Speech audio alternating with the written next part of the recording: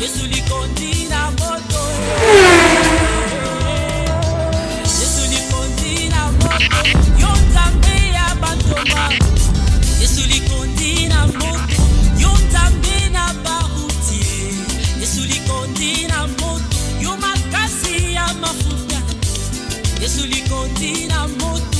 Yonzambe ya mapoko. Tologa Yesu likondi. Yokotambwisa mwasi na libana. Alléluia.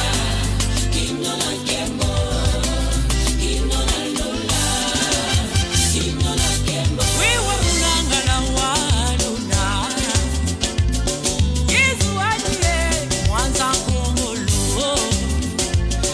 Yesu alichilobone chimanita. Yesu alimuchinguni wa bana beba. Yesu alijamangane mwena mangane. Yesu alibatanzila wanye. Moi, je vais être du côté du frère, des frères Branham. Alors, par la grâce de Dieu, nous trouvons que Salomon est un homme sage. Que le Seigneur vous bénisse tous. Amen. Amen. Le frère Kazadi, Dieu te bénisse. Président, Dieu te bénisse. Et qu'il vous bénisse tous. Amen. Amen. Les autres, je t'appelle, tu ne parles pas les téléphones, c'est terrible. Ça va, tout va bien. Que Dieu vous bénisse tous. Amen. Amen. Vous savez, Salomon, c'était un roi. Mais un roi qui était sage, qui était intelligent. La Bible parle de lui. Prenons 1 Roi chapitre 4, le verset 28, pardon, chapitre 4, le verset 28, tout à fait. Comment ce roi peut écrire « J'ai trouvé les morts qui sont déjà morts plus heureux que les vivants qui sont encore vivants ». Qui était cet homme de Salomon? 1 Roi chapitre 4.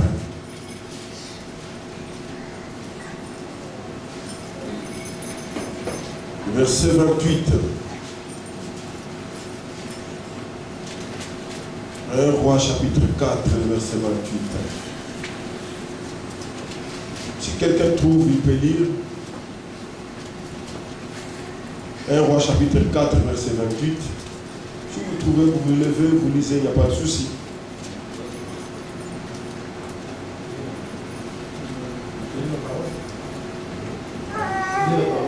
Ouais. Il faisait aussi venir l'éloge. Non, prenons 29. Dieu donna à Salomon de la sagesse, une très grande intelligence et de connaissances multipliées, comme les sables qui est au bord de la mer. Verset 30. La sagesse de Salomon surpassait la sagesse de tous les fils de l'Orient et toute la sagesse de l'Égypte. Au verset 31. Il était plus sage, votre or, plus que temps, et les granchites, plus Iman, d'alcool et d'Abda, le fils de Macol. Et sa renommée était répandue parmi toutes les nations alentour. Amen. Écoutez ce que la Bible dit de Salomon. La Bible dit, Dieu donna à Salomon de la sagesse. C'est que Dieu qui donne la sagesse à un homme. Parce que Salomon, pour conduire le peuple, il a demandé quelque chose. Dieu dit, demande ce que tu veux. Je crois que c'est le premier homme qu'on voit dans la Bible à qui Dieu dit, demande ce que tu veux. Salomon regarde et il dit, Seigneur, donne-moi de la sagesse pour conduire ton peuple. Dieu était tellement content. Salomon n'a pas demandé beaucoup d'argent. Dieu s'était réjoui parce que c'était le peuple de Dieu. Il dit, je te donne et la sagesse et l'intelligence. Pas seulement la sagesse et l'intelligence, je te rajoute les biens, la richesse, ainsi de suite. Et la Bible dit, Dieu donna à Salomon de la sagesse, une très grande intelligence et des connaissances multipliées. Commentons un peu. C'est que Salomon avait de l'intelligence en matière, peut-être en économie, en géographie, en histoire, dans l'archéologie, dans la coupe et couture, dans la comptabilité. Parce que la Bible dit, Dieu lui donna une grande intelligence et des connaissances multipliées. Comme les sables qui est au bord de la mer. La sagesse de Salomon surpassait la sagesse de tous les fils de l'Orient. Vous savez, quand vous remarquez les fils de l'Orient, ils sont riches. Ils ont quand même une certaine sagesse, une certaine culture. Mais la Bible dit que Salomon les dépassait tous. La sagesse de Salomon surpassait la sagesse de tous les fils de l'Orient et toute la sagesse des Égyptiens. Les Égyptiens aussi étaient sages. Mais celle de Salomon était au-dessus des Égyptiens. Gloire à Dieu. Quand Dieu bénit quelqu'un, il est béni réellement. Oh, quand Dieu donne un don à quelqu'un, c'est un don excellent. Amen. Oh, comme la Bible dit, Abel offrit une offrande plus excellente que celle de Caïn. C'est que l'offrande de Caïn était aussi excellente. Ce n'est pas mauvais. Parce que si vous suivez les lois de la Bible, dans les Lévitiques et ainsi de suite, parce que les enfants d'Israël devraient amener à Dieu les prémices de leur champ. Mais la Bible dit l'offrande d'Abel était plus excellente que celle de Caïn. Par la révélation. Merci Seigneur. C'est pourquoi Frère dit, s'il y a quelque chose pour laquelle nous devons prier, c'est la révélation. Il dit la sagesse de Salomon, il était plus sage qu'aucun homme, plus qu'Étan. Écoutez, avant Salomon, il y avait Étan. Étan était sage. Mais lorsque Salomon arriva, la Bible dit qu'il était plus sage qu'Étan. Et ainsi de suite. Il était plus sage qu'aucun homme, plus qu'Étan, et Zachit, plus qu'Eman, Calcol et Darda, les fils de Macol. Et sa renommée était répandue parmi toutes les nations d'alentour. C'est pourquoi même l'Éthiopie a été touchée par la reine de Midi. Parce que tout le monde parlait de Salomon. Et la reine s'est levée pour dire il faut que j'aille écouter cet homme. Il a les dons de la sagesse.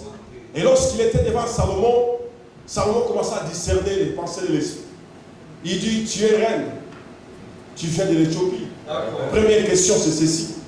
Deuxième question, troisième question, quatrième question, cinquième, sixième, septième. La Bible dit, Salomon lui a donné toutes les réponses à toutes ces questions. Mon Dieu. Mais écoutez, la Bible dit, lorsque Jésus, comme Salomon surpassait Étan et tous les autres, mais lorsque Jésus vint, il parlait de Salomon. Il dit, je vous le dis. Ici maintenant, il y a plus que Salomon. Si Salomon était sage, Jésus-Christ était plus sage que Salomon. Si Salomon était riche, Jésus est plus riche que Salomon.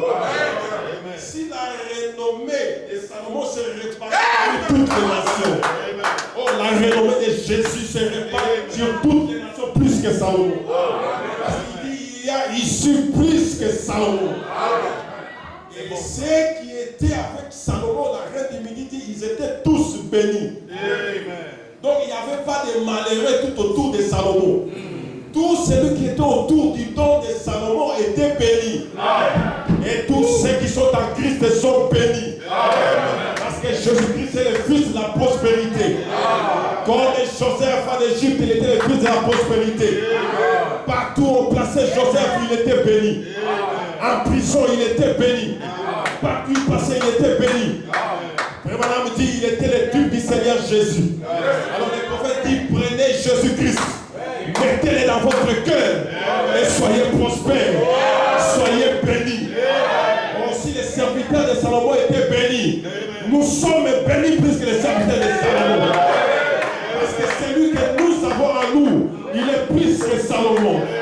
Est-ce qu'on peut acclamer le Seigneur Jésus ce matin? Il est plus que Salomon. Alléluia. Et la Bible rajoute dans 1 Chronique 29-25, il dit, l'Éternel éleva Salomon au plus haut degré sous les yeux de tout Israël. Salomon n'est pas allé chercher les gris-gris pour être élevé. La Bible dit l'Éternel éleva Salomon au plus haut degré. C'est pas facile. Au plus haut degré. Pas derrière les dos des enfants d'Israël. Non, sous leurs yeux. Dieu est en train de bénir Salomon. Ils sont en train de voir comment Salomon est béni. Comment il est placé sur le trône.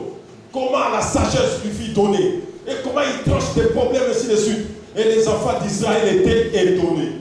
C'est pourquoi la Bible dit, car ce n'est ni de l'Orient, ni de l'Occident que vient l'élévation. Il dit l'élévation vient de l'Éternel. Amen.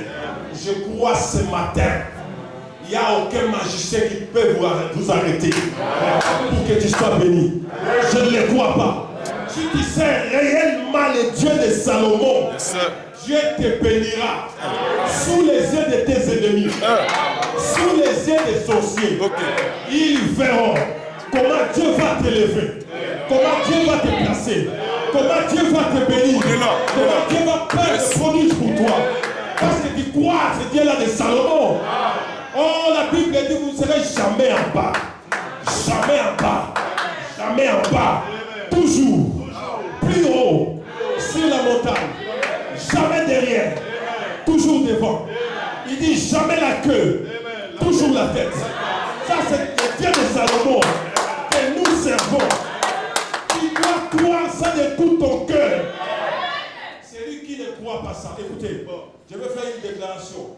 Frère Branham, en prêchant sur le mariage et le divorce, il dit écoutez, je vais faire des déclarations bibliques. Celui qui ne croit pas, il est perdu. Pourquoi ils sont perdus? Parce que le prophète a déclaré des vérités bibliques. Et celui qui ne croit pas, il est perdu. Et je vais déclarer les déclarations bibliques, les vérités bibliques. Celui qui croit, il est béni et sauvé. Celui qui ne croit pas, tant pis pour lui. Mais moi, je suis ici pour croire ce que la Bible me dit. Je dis Amen, Amen, Amen. J'ai dit Amen, Amen, Amen. J'ai dit Amen, Amen, Amen. J'ai dit Amen, Amen. Ati White a dit Amen. Frère Branham, ça c'est rien que la vérité. Tu as dit, donc tu es descendu de manière forte. Tu as ouvert son serviteur.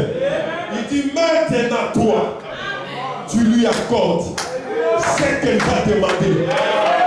Pas moi Dieu, mais toi, tu lui accordes ce qu'elle demande. A-t-il demande ce que tu voudras. Dit, oh, je veux le salut de mes enfants. Et on dit, je te l'accorde. Au nom de Jésus. Et ces enfants sont sauvés. Dès maintenant et à jamais. Parce qu'il a dit Amen à la parole. Et frère Madame me dit, si vous n'avez pas assez de vapeur pour dire Amen à la parole, il dit recevez cette vapeur. Car elle est gratuite. Sans argent, sans prix. Est-ce que quelqu'un peut dire Amen? Est-ce que quelqu'un peut dire Amen? Quelqu'un peut dire je crois cela. Je crois cela. Merci Seigneur. Il y a ici plus que Salomon. Révélons. Je n'ai pas encore fini. En parlant toujours de cet homme Salomon. Il était puissant. Disons Amen. Amen. Ça, c'est un âge passé. Alléluia. Amen. Amen. Nous disons Amen. Amen. Jésus, il est éternel. Amen. Dans tous les âges. Mais Dieu nous a visités. Dieu nous a envoyé un ton de sagesse. La Bible dit que c'est lui qui a de la sagesse. Calcule les nombres de la bête. Je n'ai pas vu un homme sur la terre avant William Branham qui a eu le courage de calculer les nombres de la bête. Et son nombre, c'est un nombre d'hommes. Vicarius Filidei. Il dit dans le deuxième saut, prenez Vicarius Filidei et faites les calculs. Vous trouverez que c'est 666. Le nombre de la bête. C'est que cet homme était sage. La Bible dit c'est lui qui est sage. Qui calcule le nombre de la bête. C'est que William Branham, c'est un homme sage. Est-ce qu'on peut acclamer le Seigneur pour lui?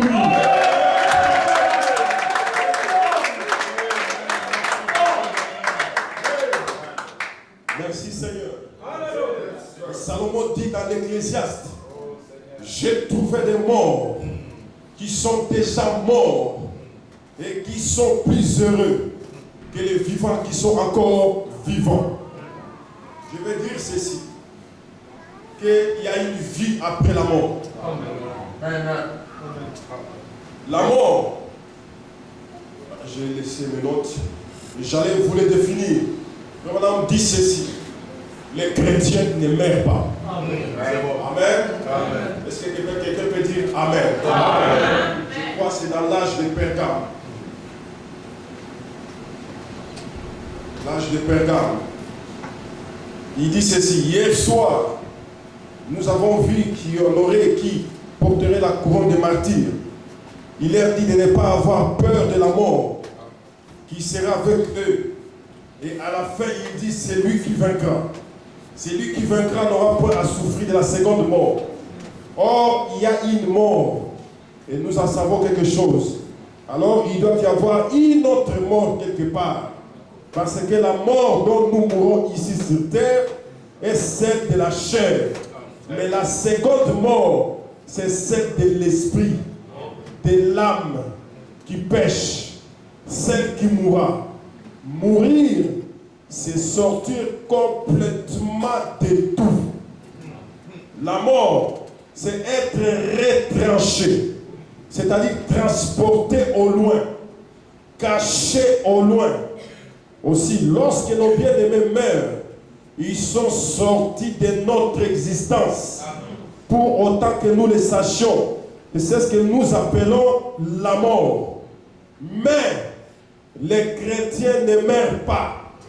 Il n'y a aucune page de l'écriture qui dit que les chrétiens meurent. Parce que les chrétiens ont la vie éternelle. Lorsque le pécheur meurt, ça n'est fait de lui. Son âme mourra à la fin. Mais quand le chrétien meurt, il attend simplement le retour de Jésus. Oh, j'espère voir le temps de parler ce soir de la vision de cet endroit où nous retournons. Mais vous verrez comment cela nous ramène aussi à ce sujet de la seconde mort. C'est le chapitre même dans lequel nous sommes. Ce soir, nous avons introduit ce soir la même chose. Il y en a une si belle application à cela. Amen. Donc nous comprenons par les inspirations des frères Branham qu'il y a deux morts. Il y a la mort physique de la chair, il y a la mort de l'esprit. La mort physique, c'est ce corps ici quand ça tombe. Nous disons qu'il est mort. En d'autres termes, il est retranché de notre existence. Il est loin, parti loin de ses bien-aimés. Il est séparé de ses bien-aimés. C'est ça la mort. Mais il y a une autre mort spirituelle que nous appelons la seconde mort. Ça c'est terrible. Lorsque vous mourrez spirituellement, en d'autres termes, vous êtes séparés totalement avec Dieu. Vous n'allez plus exister devant la présence de Dieu. Vous n'apparaîtrez plus devant Dieu. Vous êtes séparés de lui. Mais un chrétien ne peut jamais être séparé de la présence de Dieu. Parce qu'il a Dieu dans son cœur. Parce qu'il a la vie de Dieu. Et cette vie, c'est Zoé. La vie éternelle. Et si vous avez la vie éternelle, vous allez vivre éternellement. Pardonnez-moi. Voici. C'est pourquoi Frère Branham dit, il y a la première mort et la seconde mort. C'est pourquoi nous avions lu dans l'âge des Smyrne, celui qui vaincra n'aura pas à souffrir de la seconde mort. Alléluia. Tout ce que vous allez vaincre sur la terre, celui qui va vaincre les maquillages, qui va vaincre les mensonges, celui qui va vaincre l'adultère, celui qui va vaincre les critiques, qui va vaincre la colère, qui va vaincre les vols, qui va vaincre l'escroquerie, celui-là n'aura pas à souffrir de la seconde mort. Amen. Mettons-nous d'accord. Amen. Mettons-nous d'accord que si quelqu'un est de la première pluie, ou qu'il soit de l'arrière pluie, ou qu'il soit d'aucune pluie du tout, nous devons nous mettre d'accord que le message c'est une vie. Amen. Amen. Le message c'est la vie de Christ dans les hommes. Au temps de la fin, dans les derniers âges. Et je peux vous le dire par les prophètes. Le message c'est le Saint-Esprit. Oh, le Saint-Esprit c'est la vie de Christ dans un homme, dans une femme. La femme la vit comme un Dieu. L'homme vit comme un Dieu. Donc s'il n'y a pas de malice en Dieu, on ne trouvera pas de malice dans les hommes et les femmes. S'il n'y a pas de mensonge en Dieu, on ne trouvera jamais de mensonge dans les hommes et les femmes. Parce qu'ils ont la vie de Dieu. L'apôtre Paul disait, ce n'est plus moi qui vis. C'est Christ qui vit en moi. Alors ce matin ici, au tabernacle de Bruxelles, je peux dire que ce n'est plus nous qui vivons, mais c'est Christ qui vit en nous.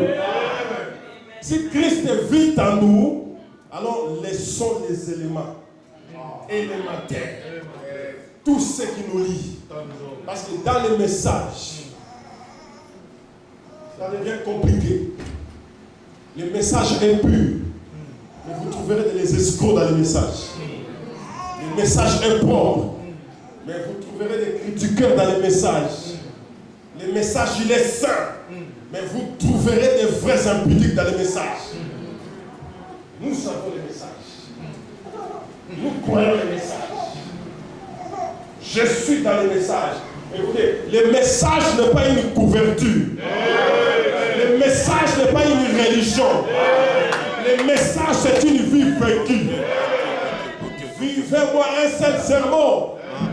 Que me prêcher 10 000 sermons de ne rien vivre du tout. Prêche-moi l'évangile. Prêche-moi l'évangile et vis-moi cet évangile. Tu me prêches le message, mais vis-moi le message. C'est ça le secret.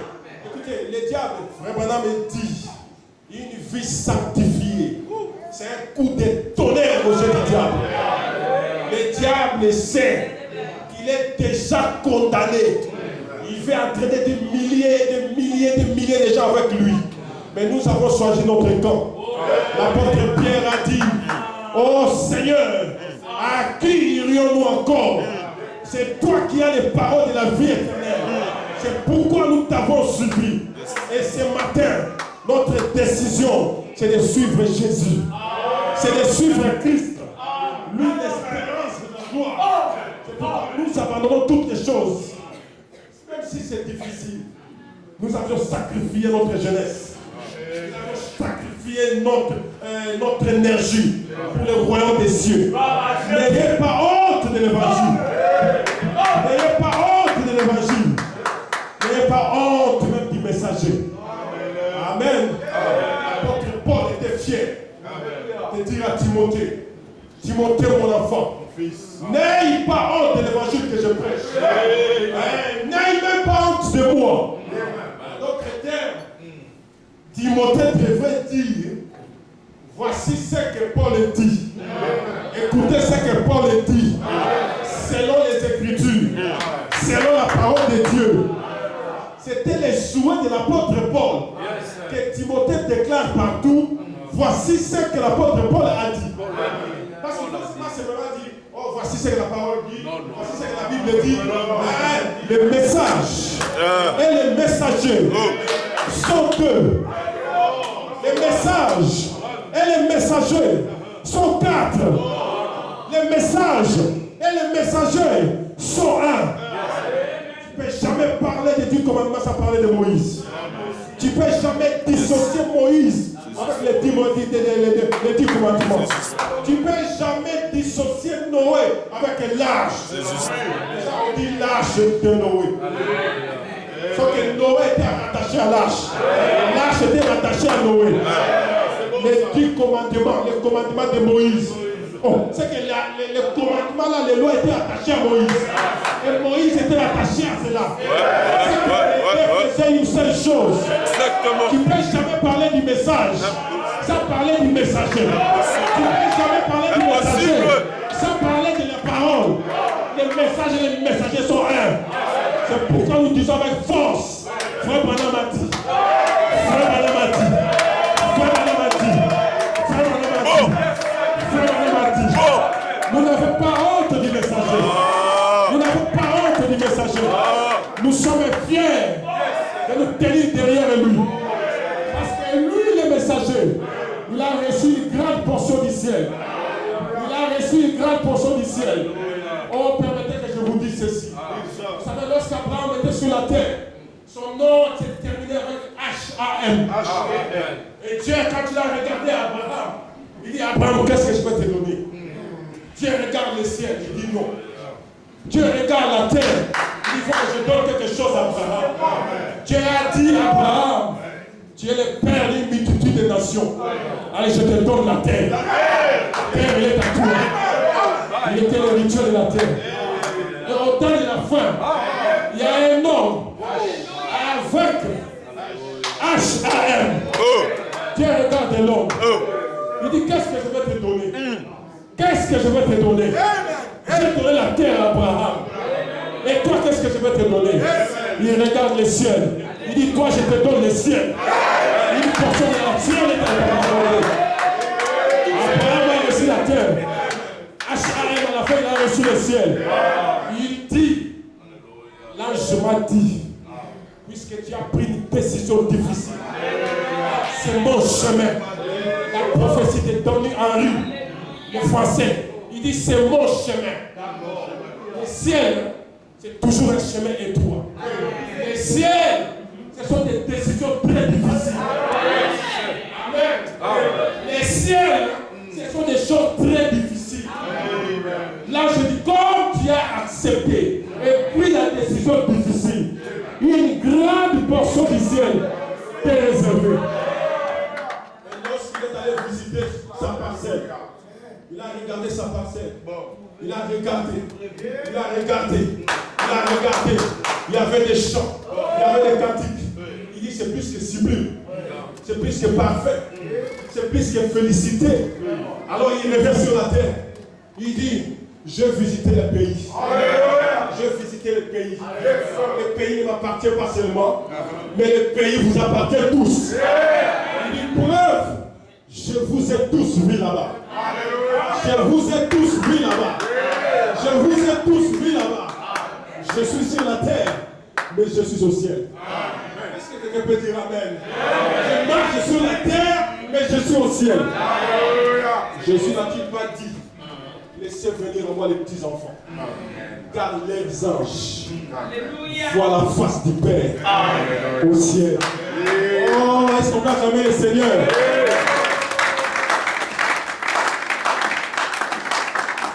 Merci Seigneur. J'ai vu les morts. J'ai trouvé les morts qui sont déjà morts plus heureux que les vivants. Donc je comprends qu'il y a des morts. Lorsqu'ils partent de l'autre côté, ils sont plus vivants que ceux qui sont sur la terre. Ils sont plus heureux. Ils se réjouissent. Ils glorifient le Seigneur. Ils chantent les cantiques de Sion. Mais ceux qui sont sur la terre,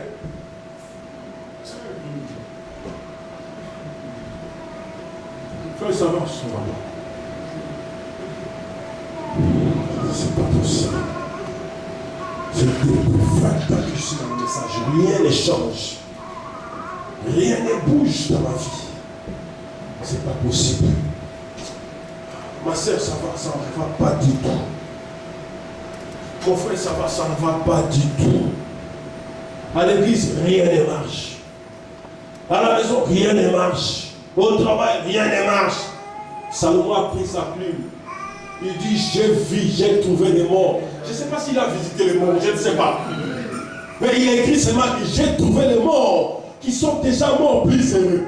En train de chanter les cantiques de Sion. En avant, soldats chrétiens. En avant, soldats chrétiens. En avant, soldats chrétiens. En avant, soldats chrétiens. Sur la terre, ils sont morts. Ils ne sont même pas heureux. Ah! C'est pourquoi lorsque le Seigneur mourait à la croix et que les femmes pleuraient, ils pleuraient, et il dit ne pleurez pas sur moi, mais pleurez sur vous et sur vos enfants. Lui, il accomplissait une mission. Mais qu'en est-il de vous? Ceux qui sont partis, ils sont plus heureux. Et surtout ceux qui sont en Christ. Ceux qui sont en Christ. Parce qu'ils sont dans la présence de Dieu. Et ceux qui sont sur la terre, ma voiture, ça ne va pas. Les loyers, ça ne va pas.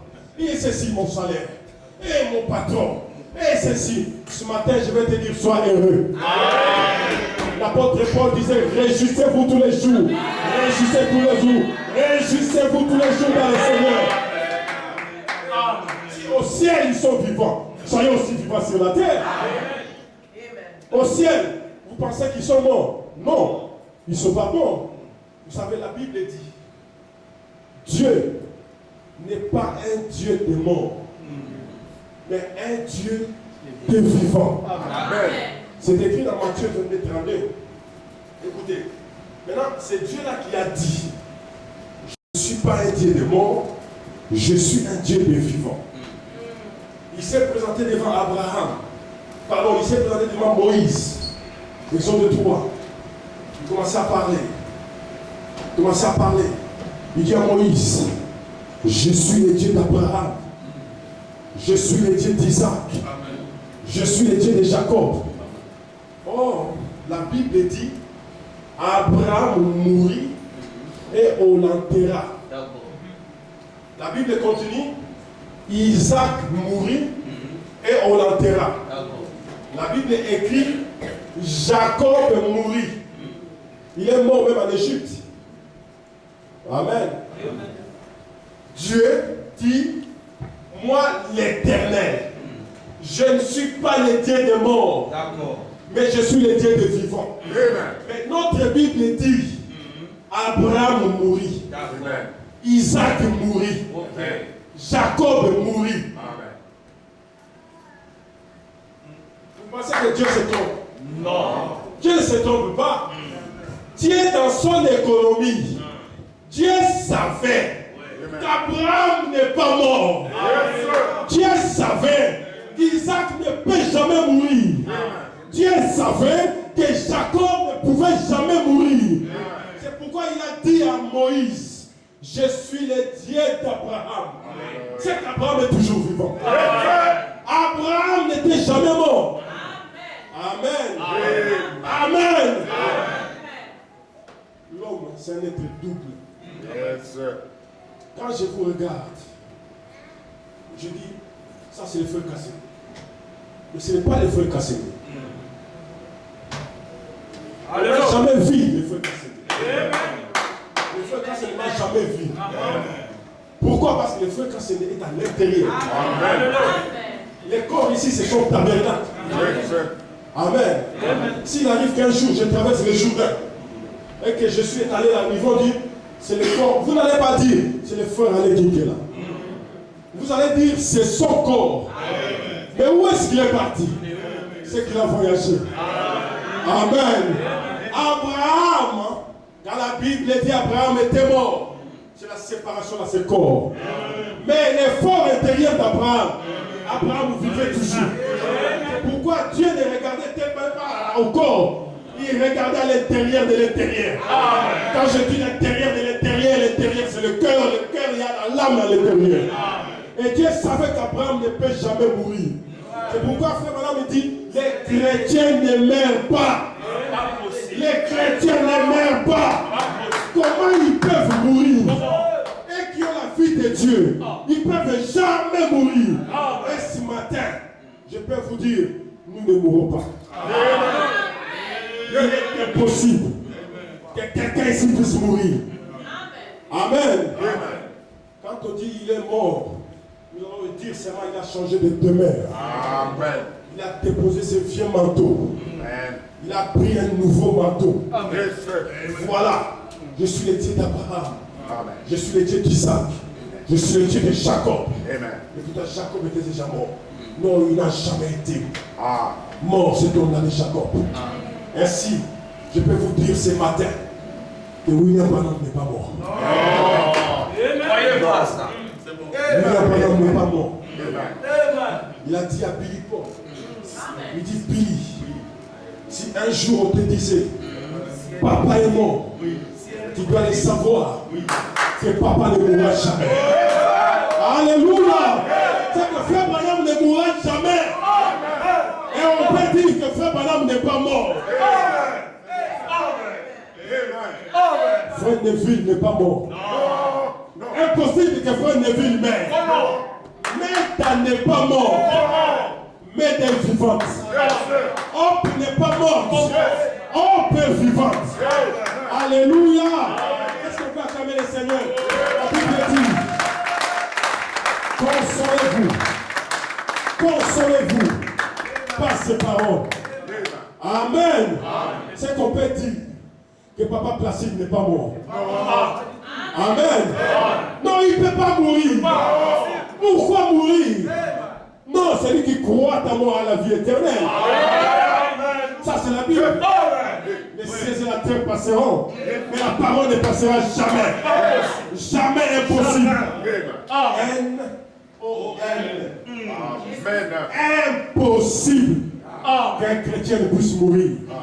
Amen. Amen. Amen. Vous savez, les gens lui disent, quand quelqu'un meurt, dans toutes les tombes ou sur toutes les tombes, on écrit que son âme repose en paix. Michael Jackson, son âme repose en paix.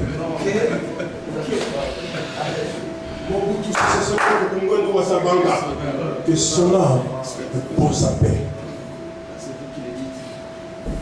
On regarde, on prend encore Kadhafi, son âme en paix. On regarde encore les sorciers les plus sorciers, son âme en paix. On regarde les athées les plus athées, que leur âme repose en paix. François Mitterrand en paix, tel en paix, tel en paix, tel en paix. La Bible dit on ne se moque pas de Dieu. On ne se moque pas de Dieu. Comment une âme peut reposer en paix si cette âme n'était pas en paix sur la terre?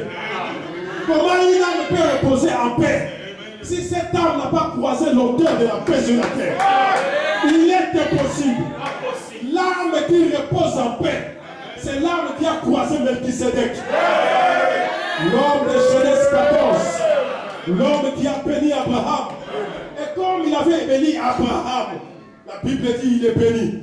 Et comme Abraham avait croisé l'autel de la paix, Abraham pouvait reposer en paix. Parce qu'il avait croisé Melchisedec. Et l'apôtre Paul dit, qui est ce Melchisedec? Il dit Melchisedec est le roi des salaires. Il est le roi des paix. Il est le roi de justice. Il n'a ni père, ni mère, ni généalogie, ni fin. Il n'a pas de commencement. Il n'a pas de fin. Donc l'âme qui reposera en paix, c'est celle-là qui va rencontrer Melchisedec. Et William Branham nous a enseigné. Melchisedec est devenu plus tard Jésus-Christ. Donc l'âme qui reposera en paix, c'est cette âme qui a croisé Jésus. Amen. Je peux dire l'apôtre Paul repose en paix. Irénée repose en paix. Martin repose en paix. Wesley repose en paix. Branham repose en paix. Car vous aviez croisé l'autel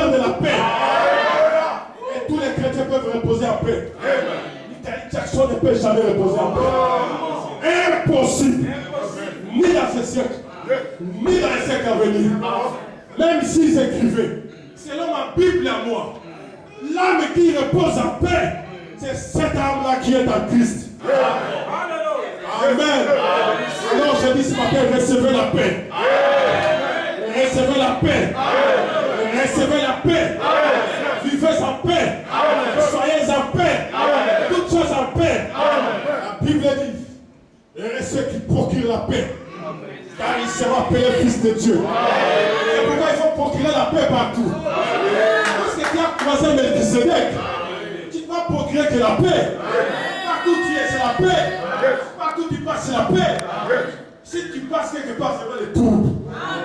Alors arrête-toi. Est-ce que j'ai croisé Melchisedec?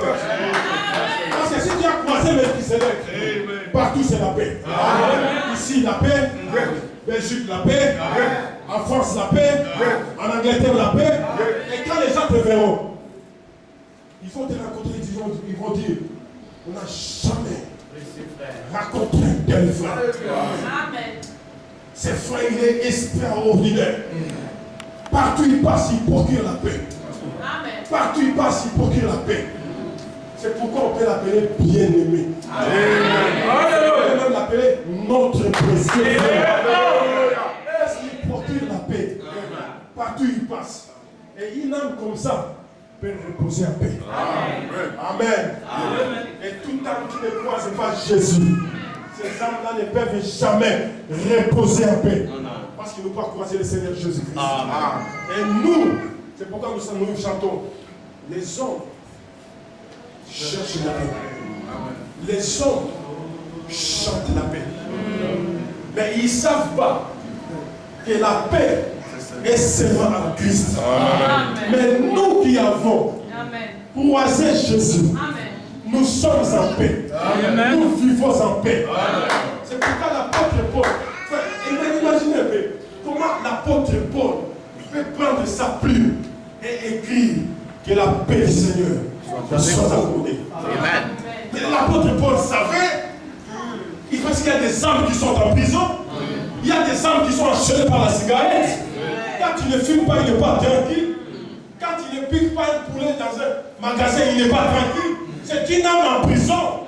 Mais une âme qui est libérée ne fera pas ces choses-là parce que c'est une âme qui vit en paix. Amen. Que la paix vous soit accordée. Pas seulement la paix, l'apôtre Paul, il savait. Il dit, pas seulement la paix, mais que la grâce. Il dit que la grâce vous soit accordée. Par notre Seigneur et Sauveur Jésus-Christ. L'apôtre Paul savait que la grâce, c'est une œuvre imméritée. Amen. Vous ne méritez pas de recevoir le Saint-Esprit. Et l'apôtre Paul dit, recevez le Saint-Esprit. Vous ne méritez pas d'aller au ciel. Mais à cause de la grâce, entrez au ciel. Vous ne méritez pas d'être dans les milléniums. Mais Dieu regarde à cause de sa grâce. Entrez dans les milléniums. C'est pourquoi l'apôtre Paul écrivait toujours que la grâce vous soit accordée. Et nous disons ce matin que la grâce de Dieu soit dans cette tabernacle de Bruxelles. Amen. Tout ce que vous ne méritez pas de recevoir, à cause de la grâce de Dieu, recevez cela au nom de Jésus. Tout ce que tu manques dans ta vie, à cause de la grâce de Dieu, reçois ça dans le nom de Jésus. Vous savez, le prophète en train de parler, quand tu parlais du centenier romain, il dit lorsque ces Romains est venu devant le Seigneur, parce que son serviteur était malade, il dit, Seigneur, Rabbi, mon serviteur souffre cruellement. Jésus dit, oui, j'irai et je prierai pour lui. Il dit non. Dis seulement un mot. Alléluia. Et mon serviteur vivra. Lorsqu'il a dit ça, ça a touché Jésus. Yes, sir. Jésus s'est relevé. Il dit, j'ai parcouru Israël. sa longueur, dans sa largeur, je n'ai pas trouvé une aussi grande foi que la foi de ces Romains. Et la grande foi, selon la Bible dit c'était prononce la parole et mon serviteur vivra. Et frère Branham me dit la grande foi, c'est de prononcer la parole. Ça touchait tellement Jésus. Il s'est retourné vers la foule. Il dit ceci. Écoutez ceci. Écoutez très bien. Donc, à cause de ces paroles, Jésus a eu l'inspiration, le sujet d'une prédication. Il prêche aux gens, il dit écoutez, en Israël, dans tout Israël, je n'ai pas trouvé une si grande foi. Prononcer la parole. Cet homme a dit que je prononce la parole. Le prophète dit, cet homme, qu'est-ce qu'il a dit? Il était général. Un général des corps d'armée. Parce qu'il avait 100 hommes sous ses ordres. Il dit, prononce seulement la parole. Il dit, moi qui suis soumis au supérieur, j'ai des soldats sous mes ordres. Ah, il y a un secret. Moi qui suis soumis au supérieur, j'ai des soldats sous mes ordres. Donc ça commence d'abord par la soumission. Donc il faut être d'abord soumis au supérieur. Alors tu vas écraser tes ennemis. La Bible dit, Jésus, il s'est humilié, se rendant obéissant. Obéissant jusqu'à la mort. Jusqu'à la mort de la croix. Il n'a pas regardé comme une proie à arracher. Jésus ne tombait pas les torses. Je suis Dieu. Je suis Dieu. Non. Il était tellement soumis à la parole. Il était tellement soumis aux Écritures. Et la Bible dit, en fait, qu'au nom de Jésus, que tous genoux fléchissent. Parce qu'il commençait, Jésus, pour que tous les démons lui soient soumis, il devait d'abord être soumis au Père. C'est pourquoi il disait, je ne fais rien tant que le Père ne me le montre. Quand le Père me le montre, alors je fais la chose. En d'autres termes, Jésus obéissait à Dieu à 100%. Et comme il obéissait à Dieu à 100%, la Bible dit, au nom de Jésus, que tous les démons lui soient soumis. Envoûtement sous les pieds de Jésus. Malédiction sous les pieds de Jésus. Maladie sous les pieds de Jésus. Tristesse sous les pieds de Jésus. Pétasserie sous les pieds de Jésus. Pourquoi? Parce qu'il était soumis au Père. Amen. Voilà les secrets de la domination. Adam commandait la nature. Parce qu'il était soumis à la parole. Montagne bouge. La montagne bouge. Femme, arrête-toi. Le vent s'arrêtait. Il était soumis au Père et la nature tout entière était soumise à lui. Mais lorsqu'il a désobéi, je ne suis plus soumis à la parole. Montagne bouge. Lui, on vient ici. Pourquoi il a abandonné la soumission à la parole? Allons-y comprendre quelque chose. Lorsque nous brisons la parole, qui peut dire au nom de Jésus, au nom de Jésus, le diable te tape même. Je connais Paul, je connais Branham, mais toi qui es-tu? Parce que tu n'es pas soumis à la parole. Parce que si tu es soumis à la parole, les démons te seront soumis. L'apôtre Paul était soumis à la parole.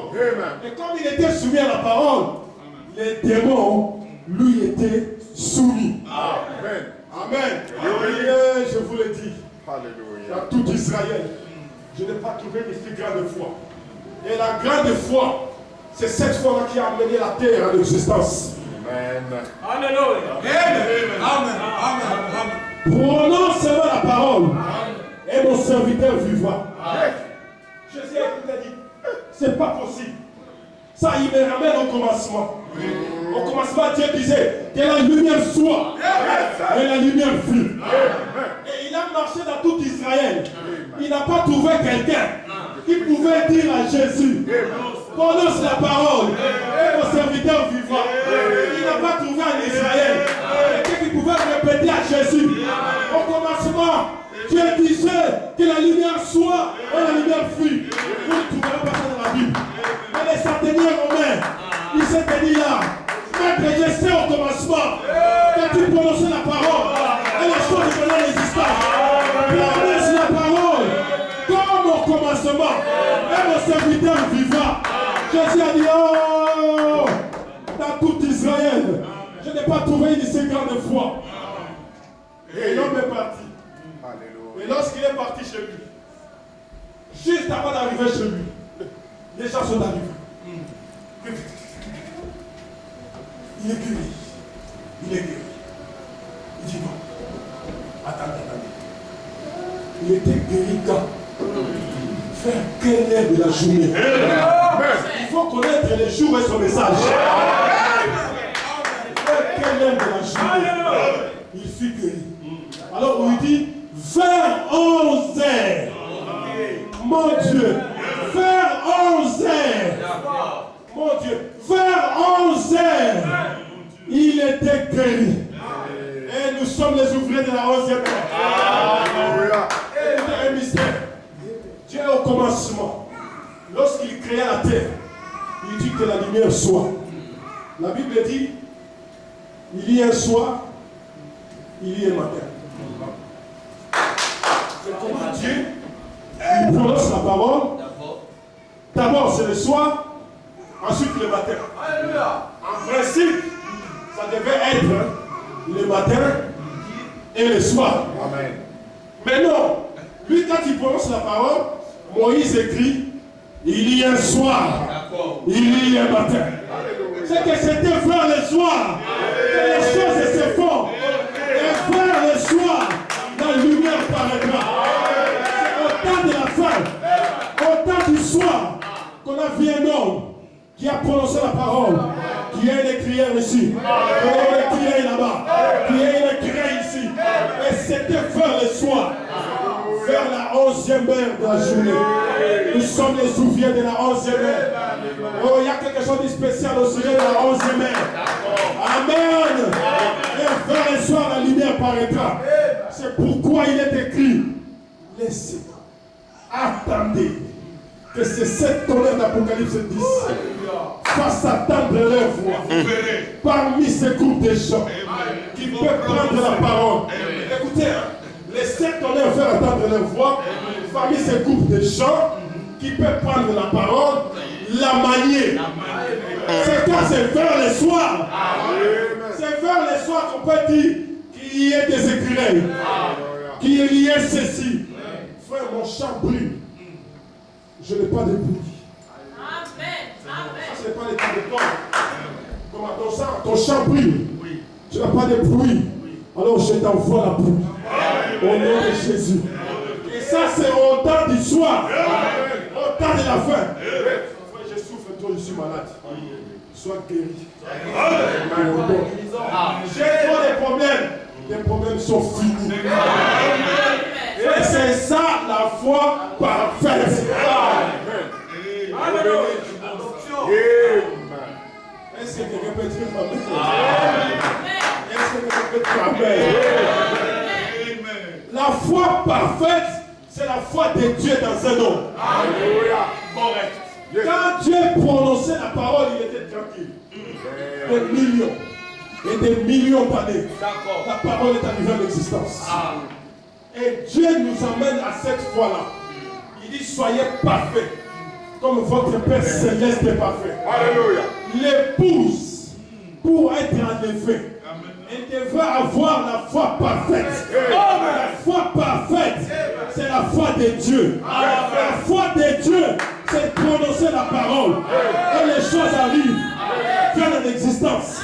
C'est ça la foi de Dieu. Lorsque Jésus a dit, désormais, on ne mange plus de ton fruit. Il est parti, il ne s'est pas inquiété.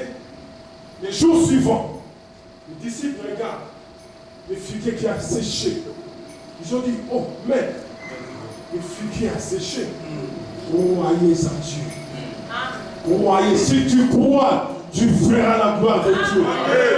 Amen. Croire, c'est accepter les choses impossibles. Cela peut être impossible. La chose impossible, possible par Dieu. Les choses invisibles peuvent être visibles avec Dieu. Amen. Amen. Écoutez, le message que nous avons reçu, il y a un architecte Amen. qui a posé les fondements. Yes, sir. Il a posé la fondation. Amen. Et cet architecte, son nom est Paul. Yes, sir. Il dit, j'ai posé les fondements. Comme un sage architecte. Ça veut dire, tous ceux qui viendront, ils doivent prêcher comme lui. Amen. Tous ceux qui viendront doivent construire comme les sages architectes. Yes, sir. Et Regardez dans les chandeliers d'or. Vous remarquerez les chandeliers d'or à 7 branches. La première branche et la deuxième branche, par la dernière branche, sont reliés. Yes, sir.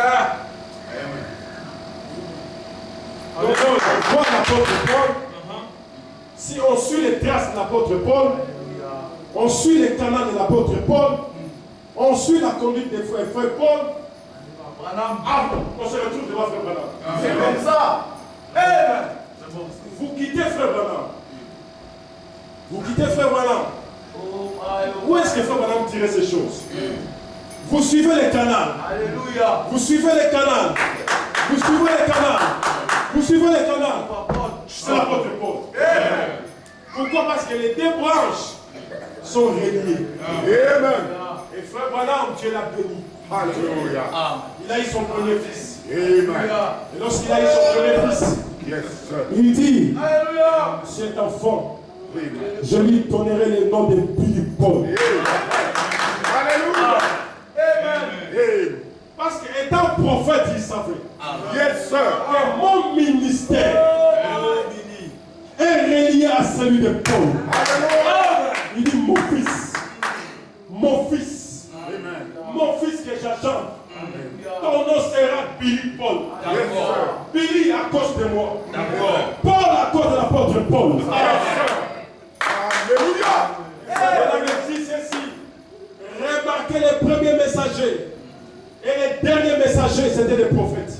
Yes, sir. Si les premiers messagers étaient prophètes, les derniers messagers seront prophètes. Amen. Si les premiers messagers avaient les ainsi dit le Seigneur, les derniers messagers auront aussi les ainsi dit le Seigneur.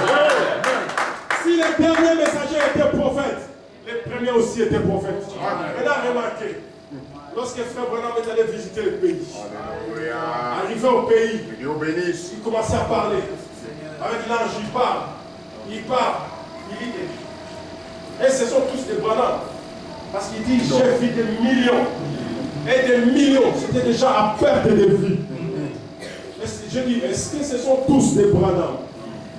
Il dit non. Non. Ce ne sont pas des Branham. Ce sont des convertis. Amen. Il dit, ah ok. Mais toi, il faut que tu retournes. Parce que tu as encore prêché et tu seras jugé. Amen. Il dit jugé.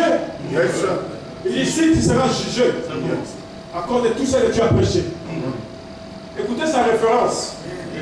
Parce que comme les deux branches se sont connectées, il dit attendez. Question. Où il pose. Est-ce que Paul sera jugé? Amen. Lui n'avait pas une autre référence que l'apôtre Paul. Est-ce que Paul sera jugé? Et là je lui dis oui. Il sera jugé. Il dit ah, je peux crier. Il dit si Paul sera jugé et qu'il sera accepté, moi aussi je serai accepté. Parce que j'ai prêché comme Paul. J'ai parlé comme Paul. Si Paul était oué par une colonne de feu, par conséquent les derniers aussi seront oués par la colonne de feu. La colonne de feu, vous n'avez jamais vu ça sur une militaire. Non monsieur. La colonne de feu était avec Paul. Ça, c'est selon la Bible. Et comme les deux branches sont connectées, quand vous quittez la première colonne de feu là-bas, vous trouverez aussi un homme avec la colonne de feu. Mais c'est comme Paul. Oui, parce qu'ils sont reliés. Parce que leurs ministères sont en connexion. Il dit à l'ange, est-ce que c'est de Paul entreront? Il dit oui. Il dit, si c'est de Paul entre, les miens aussi entreront. Alors je dis ce matin, nous allons y entrer. Dis à ton frère, je vais entrer. Serre la main de ton frère et de ta sœur. Dis-lui, je vais y entrer. Je vais entrer par la grâce de Dieu. Si c'est de Paul sont entrés, c'est de William Branham aussi entreront. Ça c'est ainsi dit la parole de Dieu. Et ça ne faillira jamais. Ça ne faillira jamais. Est-ce que tu peux acclamer le Seigneur? Est-ce que tu peux acclamer le Seigneur? Acclamer le Seigneur plus fort. Est-ce que tu peux acclamer le Seigneur plus fort?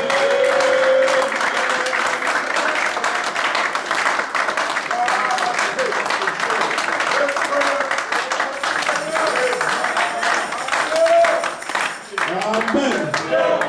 Ça c'est une vérité biblique. Si la Bible ne peut jamais passer, ce que je viens de dire ne passera jamais. Ça c'est la vérité selon la Bible. Et nous disons Amen. Amen. Alléluia.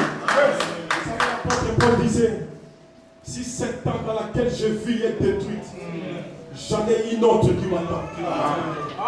Ok. L'apôtre Paul il a parlé, mais le dernier message est venu. Il dit, vous savez, nous avons trois sortes de corps. Il dit, le premier corps, c'est le corps terrestre. Le corps terrestre est composé de 16 éléments. Le pétrole, le calcium, le potassium, la lumière cosmique, et ainsi de suite. Les 16 éléments. Il dit, ces corps-là, il est poussière. Il retournera la poussière. Il y a encore un deuxième corps que nous appelons la théophanie. La théophanie, elle est différente du corps terrestre. Et là, la gloire plus élevée que le corps terrestre. Ça peut avoir l'apparence humaine, mais c'est plus glorieux que le corps terrestre. Le corps terrestre souffre, mais la théophanie ne souffre pas. Le corps terrestre, c'est l'union de papa et maman. Mais la théophanie, c'est un corps parole. Dieu a prononcé la parole, mais ce corps est venu en existence. Il dit, ce corps parole peut apparaître et peut disparaître. C'est la théophanie. On dit encore, c'est le corps angélique. Le corps théophanique. À part ça, nous avons encore le corps glorifié. Le corps glorifié, il est différent du corps terrestre. Parce que lui, c'est la sommation du corps terrestre et de la théophanie. Le corps terrestre souffre. La théophanie ne souffre pas. Le corps glorifié ne souffre pas. Le corps terrestre mange. La théophanie ne mange pas. Le corps glorifié mange. Alors lorsqu'un chrétien meurt, il laisse son manteau. Le corps terrestre tombe. Et son esprit, son âme dans la sixième dimension. Il se repose dans la présence de Dieu. Et au jour de la résurrection, Dieu va faire que son esprit, son âme, puisse venir chercher le corps terrestre. Alléluia. Mon frère Branham dit, au jour de la résurrection, ceux qui sont morts en Christ reconnaîtront où seront. Ah, j'ai été enterré ici. Le frère Branham qui le dit, hein. La prédication, la foi. Amen. Il dit, quand vous mourrez, votre âme ira sous l'autel de Dieu, directement dans la présence de Dieu. Votre esprit, lui, ira vers Dieu. Mais vous ne pouvez pas revenir. Souvenez-vous, dans la Bible, il est dit que l'esprit, les âmes sous l'autel criaient, Seigneur, jusqu'à quand? Jusqu'à quand? Ils ne peuvent pas revenir avant que les Écritures ne soient accomplies. Alors, c'est que je comprends que tout est question des Écritures. Amen. Il faut que les Écritures soient accomplies. Il dit de même que Christ ne pouvait pas venir avant que les Écritures ne soient accomplies. Alors, après que tout aura été fait, que toute la souffrance sera terminée, et que les frères auront souffert les mêmes choses, ou que nous aurons souffert comme eux ont souffert et tout, alors ces jours-là, vous saurez exactement où vous êtes enterrés. Dieu laissera repartir votre esprit et celui-là reviendra vers l'âme. Maintenant, l'âme, c'est la partie de vous qui sait, qui comprend votre intelligence. Vous vous souvenez de la vision que j'ai eue il n'y a pas longtemps? Donc, lorsque vous partez dans la présence de Dieu, Dieu fera, quand les Écritures seront accomplies, que votre âme, votre esprit reviennent chercher les corps terrestres. Et lorsqu'ils chercheront les corps terrestres, ils vont former le corps glorifié. Amen. C'est pourquoi la Bible dit, tel qu'il est, tel que nous serons. Amen. Il était comment? Dans un corps glorifié. Amen. Lorsqu'il est sorti de la tombe, le corps de Jésus était différent du corps qui était avant. Amen. Parce que ce corps-là, c'était un corps glorifié. Yes, sir. Le corps de Jésus avant pouvait souffrir. Mais après, le corps de Jésus ne pouvait pas souffrir. Amen. Avant, le corps de Jésus ne pouvait pas percer les murs. Yes, sir. Mais après le corps de Jésus, le corps glorifié peut percer les murs. Parce que c'était un corps glorifié. Et un corps glorifié peut manger. Yes, sir. Lorsqu'il a dit ses Que disciples, Dieu bénisse. et les disciples ont dit, Amen. oh c'est un fantôme. Il a dit, je ne suis pas fantôme. Qu'est-ce que vous avez? Hey. Si vous avez du miel et du poisson, Alléluia. moi je vais manger. Amen. Pour montrer que lorsque nous serons de l'autre côté, nous allons manger. Dans les corps glorifiés. Dans les corps théophaniques, on ne mange pas. Amen. C'est dans les corps glorifiés. Alors nous mangerons. Et nous allons boire. La Madame dit, nous prendrons du vin et du pain. Nous disons Amen. Le pain et le vin, c'est le repas du Seigneur. Alléluia. Amen. Il y a une sœur qui m'a posé la question. Frère Alain qui est là. Les repas, c'est ceci, c'est cela, c'est encore ça, c'est encore ça. Alors, elle me dit, pourquoi la Bible dit, les repas du Seigneur, c'est le vin et le pain.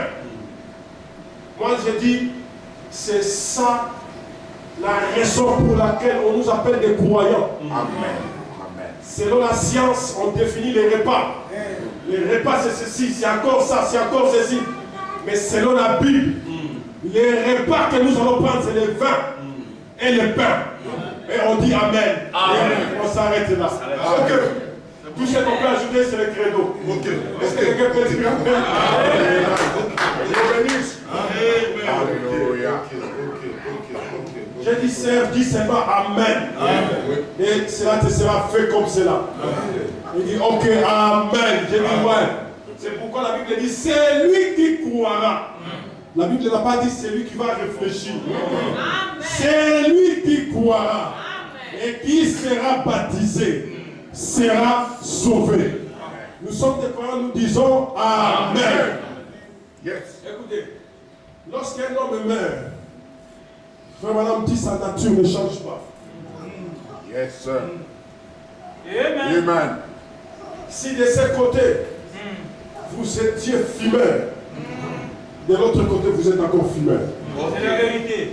Si de ce côté, vous étiez prompte à vous irriter, de l'autre côté, vous serez encore prompte à vous irriter. Il dit, si c'est de ce côté, vous étiez un douteur de la parole, de l'autre côté, vous serez toujours un douteur de la parole. Amen. Il rajoute, par conséquent, ne vous inquiétez pas, vous n'y serez pas. Amen. Amen. Il a tiré l'exemple, c'est la vie d'Élie et de Moïse. Il dit, regardez Élie et Moïse dans l'Apocalypse chapitre 11. Il dit, ces gens-là sont morts. Où ils sont partis? Moïse était mort. Élie était parti, ça faisait 2500 ans. Mais lorsqu'ils ils reviennent dans l'Apocalypse chapitre 11, le frère madame dit, leur nature n'a pas changé. Amen. Ils avaient toujours ainsi dit le Seigneur. Amen. Il dit, leurs œuvres n'ont pas changé. Parce que la Bible dit, ils ont fait ou ils feront les mêmes choses qu'ils ont fait avant. Amen. Si ici tu dis Amen à la parole, de l'autre côté tu diras toujours Amen. Amen. Si de ce côté tu te réjouissais de la présence de Dieu, de l'autre côté tu vas encore te réjouir de la présence de Dieu. Si de ce côté tu méprisais la parole de Dieu, de l'autre côté tu vas mépriser la parole de Dieu. Par conséquent tu ne seras pas. Yes, sir. Parce que le ciel n'accepte que les croyants. Amen. Alléluia. Dieu bénisse. Reconnaître votre jour et son message. Que madame dit au paragraphe 68. Ce qui montre, ça je vais lire après. Il dit ce qui montre, donc à part d'Élie et Moïse, Apocalypse chapitre 11. Une chose, homme, quand tu meurs, ou quoi encore que tu quittes ce monde, ta nature ne change pas. Si tu es un menteur maintenant, tu seras un menteur là-bas. Si tu es prompt à t'irriter ici, tu seras prompt à t'irriter là-bas. Si tu es un douteur ici, tu seras douteur là-bas. Oh mes femmes, il est temps de vous secouer et de vous examiner pour voir où nous en sommes. Car la mort ne change rien. Il dit, voici, on va parler de Moïse et Élie, les voici qui reviennent avec la même nature. Ils font les mêmes choses. La mort n'a aucun autre effet sur l'homme que de changer sa demeure. Et ne change pas votre nature. Et ne change pas votre foi. Et ne change rien en vous que votre demeure. Amen. Alléluia. Amen.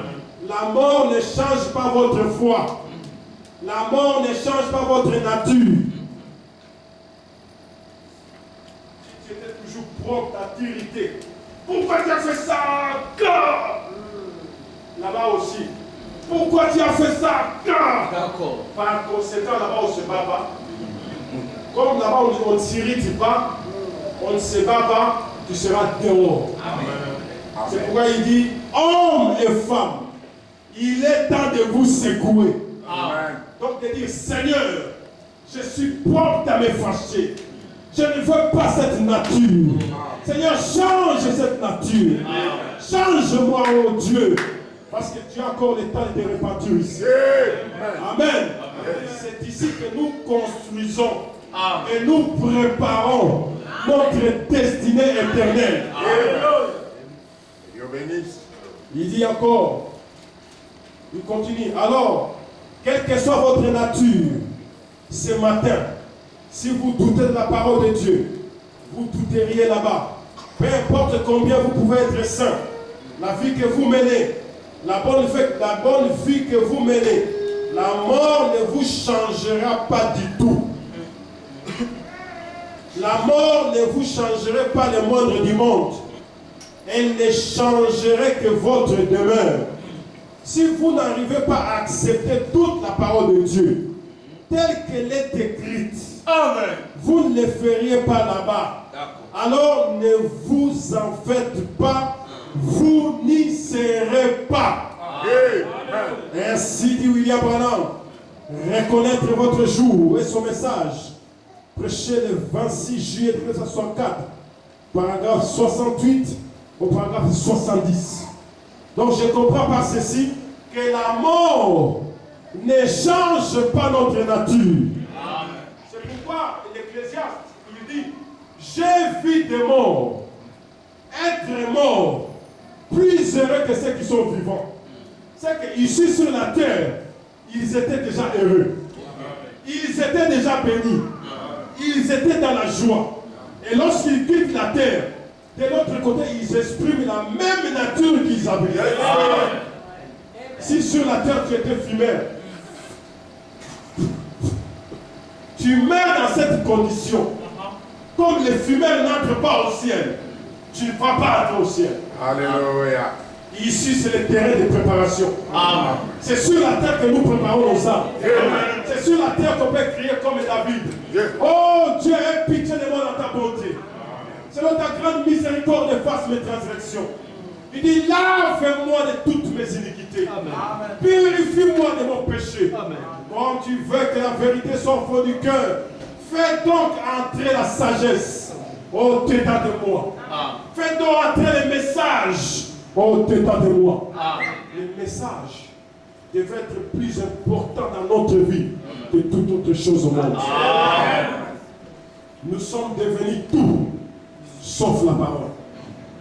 Des critiqueurs numéro 1, menteurs numéro 1, voleurs numéro 1, tricheurs numéro 1, tout numéro 1. Et tous les dégâts du monde, toujours les gens qui croient les messages. Mais Esaïe a prophétisé. Esaïe a dit, heureux les rescapés des Sion, car ils seront glorieux devant les yeux de l'Éternel. Donc il y aura un peuple qui va échapper à tous les dégâts qui se commettent sur la terre. Il y a un peuple qui sera appelé les glorieux, les rachetés du Seigneur. Ils seront glorieux aux yeux de l'Éternel. Pourquoi? Ils ont fui des choses, et des choses, et des choses, et des choses. À la fin, ils ont été déclarés vainqueurs. Ils ont vaincu Laodicée et la condition de Laodicée. Ils ont vaincu le monde et la condition du monde. Et la Bible les appelle les vainqueurs. Les vainqueurs.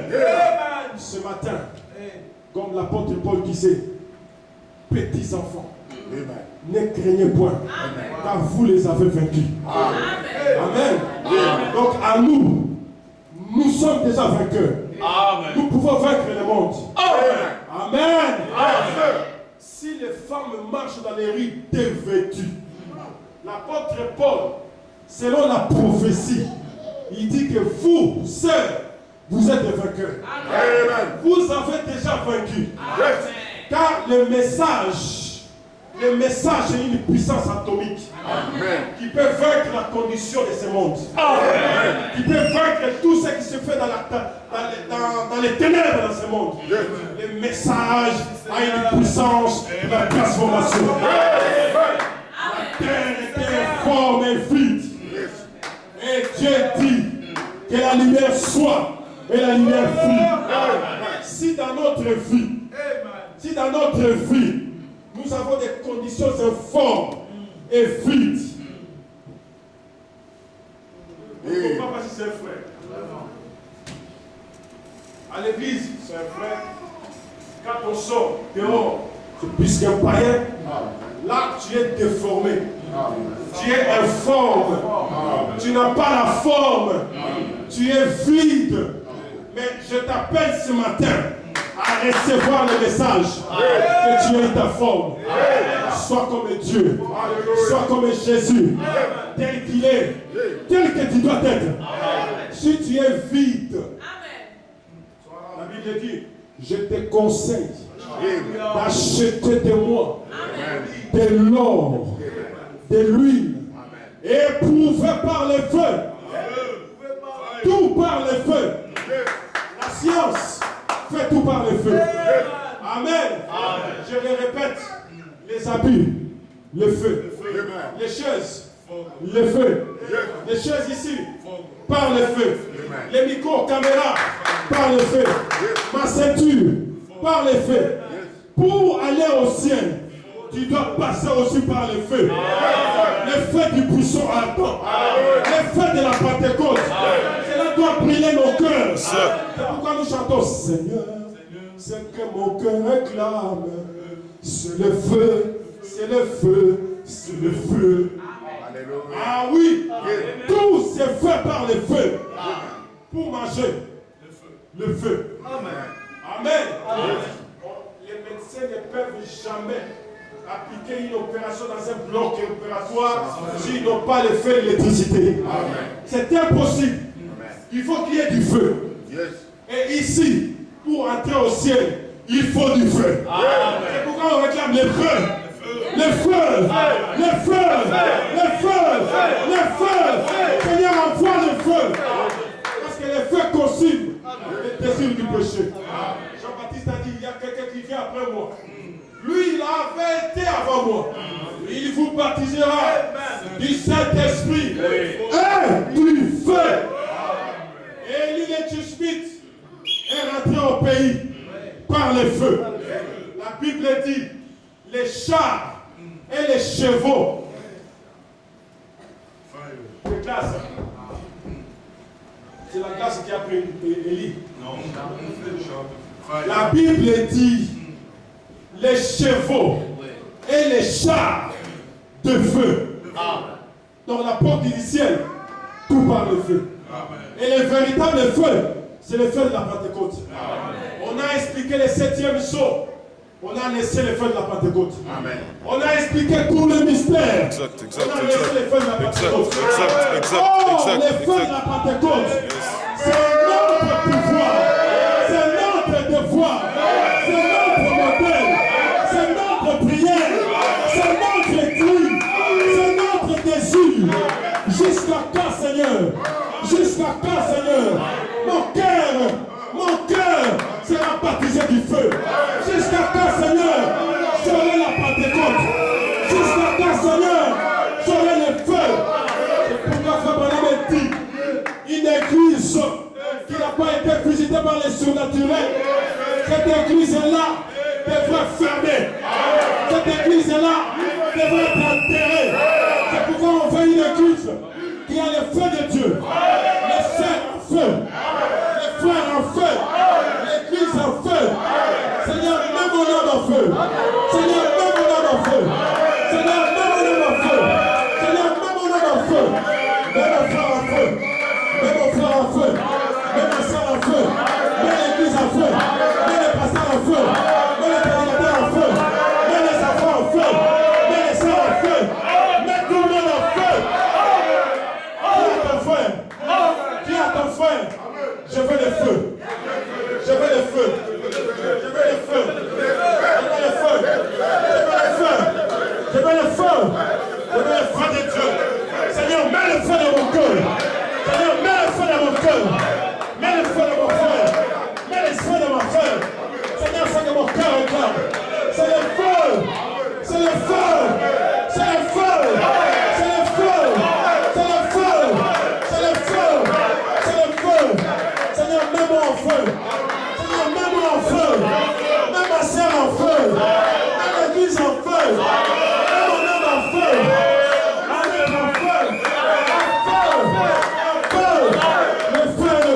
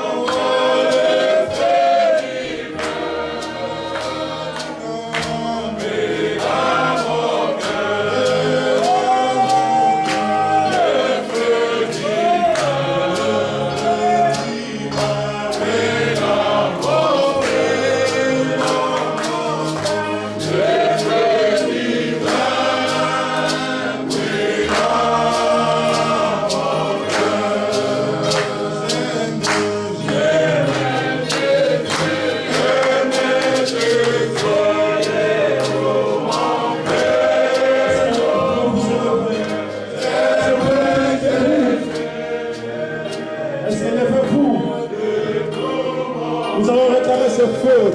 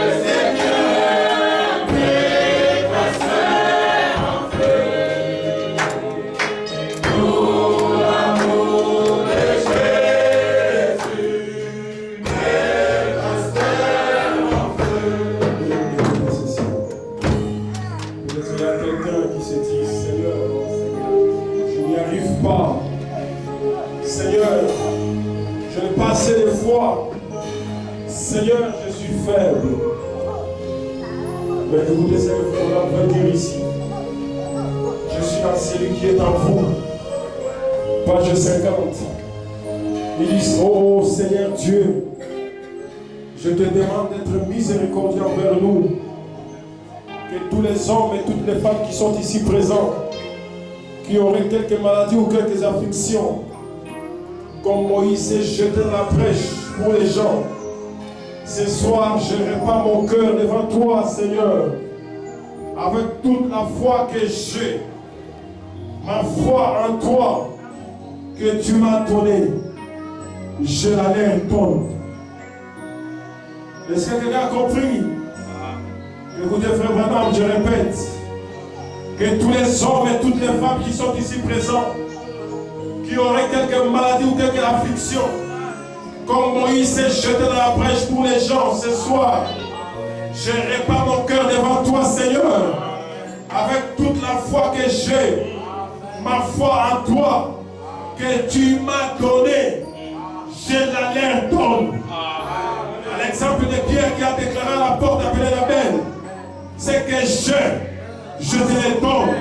Au nom de Jésus-Christ de Nazareth, lève-toi et marche. Et l'homme est resté boiteux, faible quelques instants.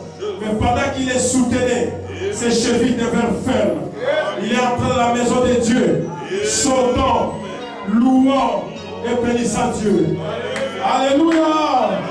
Ce soir, ou cet avant-midi, quelqu'un va sauter. Quelqu'un va louer le Seigneur. Quelqu'un va bénir Dieu. Tu es le même hier, aujourd'hui, éternellement. Et son apôtre a déclaré que ce que je te le donne. C'était la foi. De même, je déclare, ce que je le donne à cet auditoire. Au nom de Jésus-Christ de Nazareth, jetez votre maladie. Parce que celui qui est en vous est plus grand que celui qui est dans le monde. Alléluia, qui cherche à vous faire ôter la vie. Vous êtes des enfants de Dieu. Vous êtes les rachetés. J'ordonne à Satan de quitter ces gens. Puisse le Dieu qui a fait reculer cette tempête l'autre jour, le Dieu qui a fait cesser le vent, les flots, puisse-t-il veiller à ce que chaque maladie se retire de ces gens et que la puissance de Christ se manifeste dans leur vie, à l'heure même. Puisse chaque pécheur se repentir.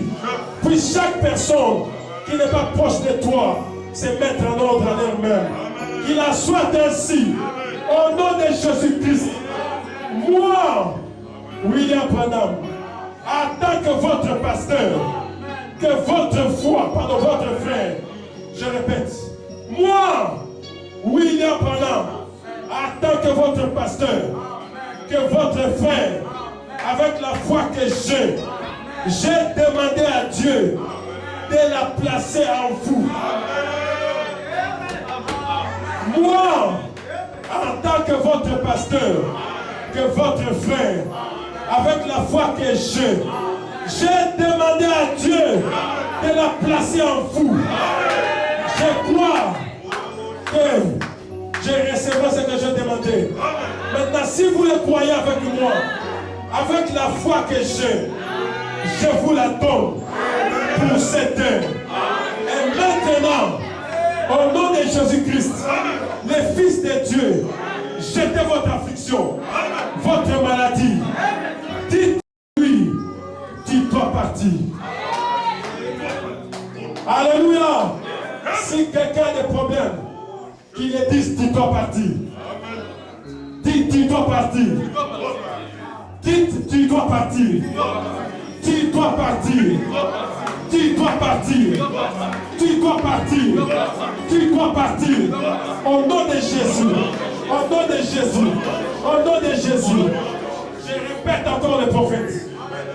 Moi, en tant que votre pasteur, que votre frère, avec la foi que j'ai demandé à Dieu de la placer en vous. Je crois que je recevrai ce que j'ai demandé. Maintenant, si vous le croyez avec moi, avec la foi que je vous la donne pour cette heure. Et maintenant, au nom de Jésus-Christ, le Fils de Dieu, rejetez votre affliction, votre maladie. Dites-lui, tu dois partir. Tu dois partir. Tu dois partir. En effet, vous avez votre foi, plus ma foi, de même que la puissance de Jésus-Christ, dont l'omniprésence est ici, pour le confirmer et pour prouver qu'il est ici. Il vous rétablira à ce moment. Le croyez-vous? Le croyez-vous?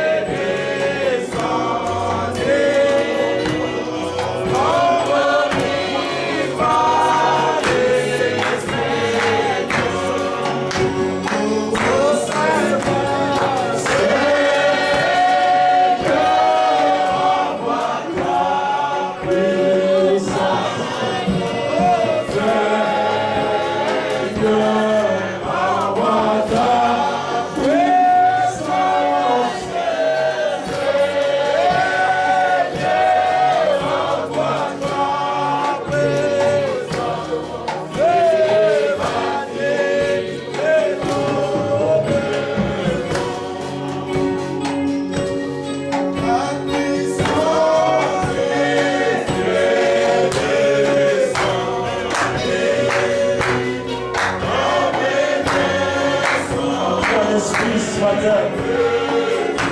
Connectez-vous au Saint-Esprit de Dieu. C'est le Saint-Esprit qui est ici présent. Amen. Si tu le veux de tout ton cœur, tu vas le recevoir. Le Saint-Esprit, c'est une promesse. Le Saint-Esprit, c'est la vie de Christ.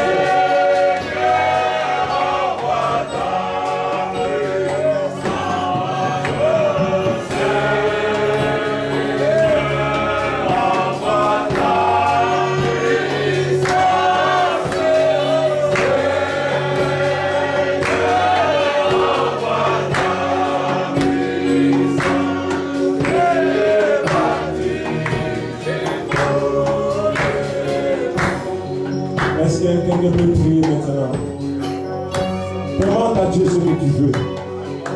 Élève ta voix. Ne prête pas attention à ton voisin. Ne prête pas attention à ta voisine. Élève ta voix comme un vivant. Élève ta voix comme une vivante. Élève ta voix. Laissez les autres à prière.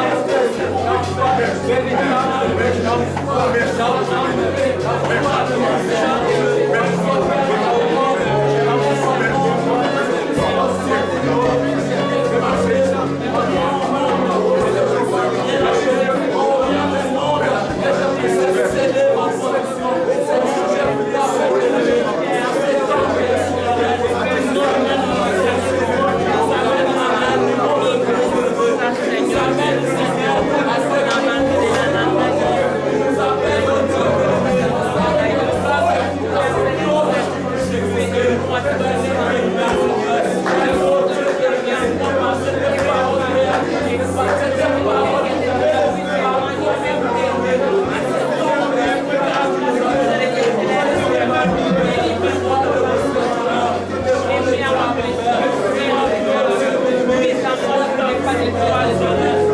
Mets-en-moi une humilité. Mets-en-moi une humilité, Seigneur. Ça te veut dire que l'humilité fait cesse en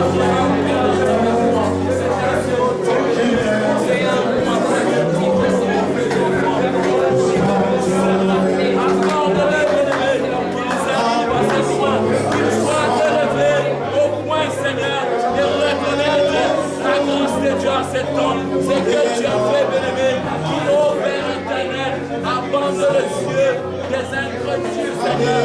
Mais ô Père, tu l'as révélé, tu l'as éclairé, Seigneur, à ceux qui sont aimés, à ceux que tu as aimés, Seigneur, à ceux que tu as aimés, et connu de savoir la fondation du monde. Ô roi du ciel, Père bien-aimé, descendre encore une fois, la grâce, ta pitié, ton amour, ta miséricorde, ta puissance, c'est mon roi, je bénis ton nom, je te remercie Seigneur, je t'élève, je t'exalte, parce que tu es le seul qui est capable, qui a pu faire cela Seigneur, pour moi, oh Dieu bien-aimé, c'est ainsi Père éternel, alors que je parlais de ces lieux, oh Dieu d'amour, que ta puissance que ton esprit soit avec moi, que tu m'accompagnes Seigneur, car oh Dieu bien-aimé,